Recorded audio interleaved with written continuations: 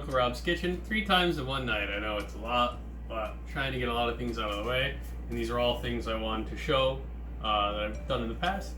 Last year I got into making kind of maybe gourmet or herb butters, whatever you want to call it. Some of them you have to use right away after making because of fresh ingredients. But today I'm going to show you one that's like dried herbs and dried spices. So if you make it, if you refrigerate it before you hand it out on Christmas, it'll be good for a while so that people have time to use it. They don't have to use it right away. I'm making a kind of bulk version of it today, so I'm actually using 16 sticks of butter and 16 sticks of butter worth of things. So if you're going to be making 1 stick of butter to give someone, or if you're home, you'll use 1/16 of this.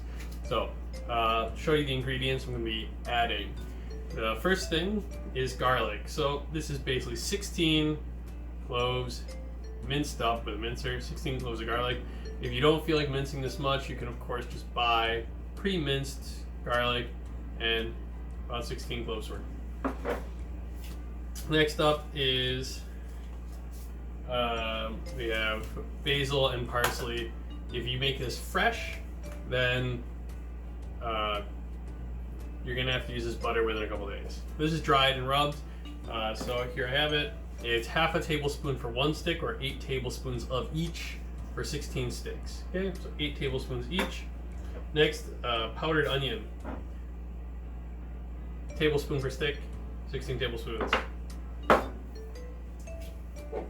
Last 3 ingredients are normally by pinch: black powder, rosemary, thyme.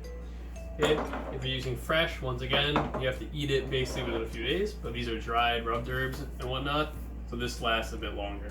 Okay, those ones are supposed to only be like a pinch, so it's basically 16 pinches. Okay, a couple teaspoons. A couple teaspoons, again, parsley, basil, onion, minced garlic, black pepper, rosemary, thyme. 16 sticks. I let these warm to room temperature, and then I put them on flame for a very little time. You don't want this to be liquid. It's got to be solid, right? So I'm going to dump my 16 sticks in here. You need them soft enough to mash stuff into. So here we go.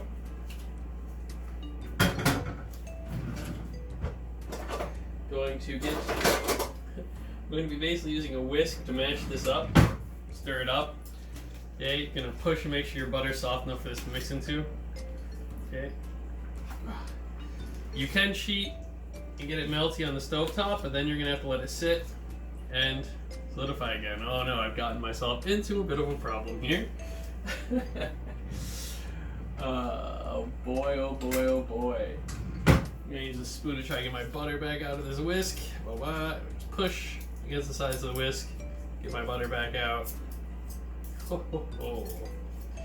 This is not a mess-free process, let's just put it that way. Yeah, so, get my butter back out. Basically just mash it up into a bunch of butter. It's a lot easier if you're just doing a stick. So we're just going to dump all the stuff in here. Again, garlic, clove per stick, teaspoon per stick of onion powder. I don't know why this is sticking to this container. Let's get it out of here.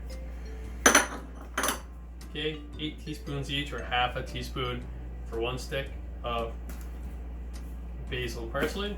Boom. And for 1 stick, a pinch of thyme, a pinch of rosemary, a pinch of black, or 4 or 5 teaspoons if you're doing a big batch like this.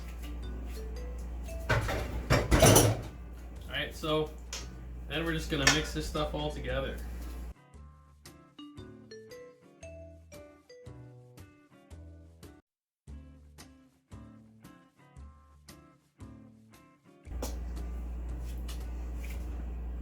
Alright, so I finished mixing up. I'm going to bring it and show you the camera.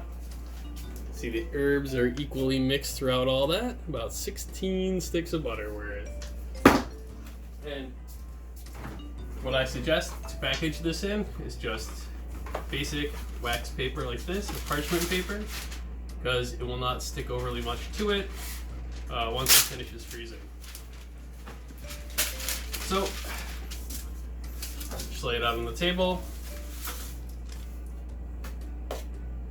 You can see the butter's kind of soft. It's all right. You're gonna put it on here. You're gonna form it in the paper, throw it in the freezer, and it'll be the shape of a bar when you're done. A little bit more.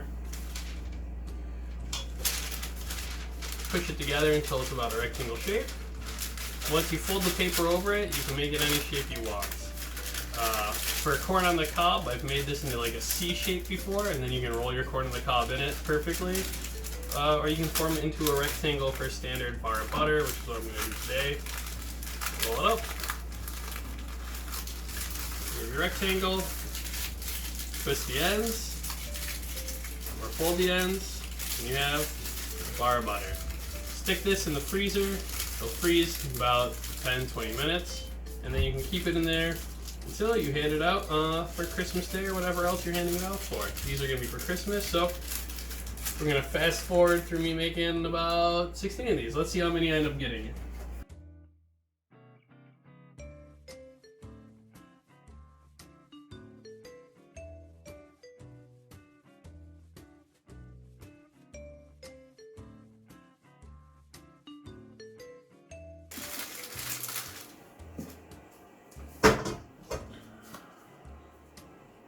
Alright, so we ended up with 1, 2, 3, 4, 5, 6, 7, 8, 9, 10, 11, 12, 13. A little shy of 16. Lost some butter to the whisk or whatever, and maybe some of these are a little too big. But that's alright. This is more than enough for the number of people I want to make this for. Throw these in the freezer, and good to go. I like this specific blend for vegetables. This was made for corn on the cob. Roast your corn on the cob in the oven for about 40 minutes, and then afterwards, roll it in this. Absolutely delicious. Good for any vegetable. You can put on toast and stuff you want, but this is meant for vegetables. So that's how I make my homemade butters. There's a bunch of other recipes. This one's just the one I'm sharing tonight. Maybe I'll share some more in the future. Hope you give it a shot and let me know how it tastes on what vegetables. Hope to see you next time on Drunken Rob's Kitchen.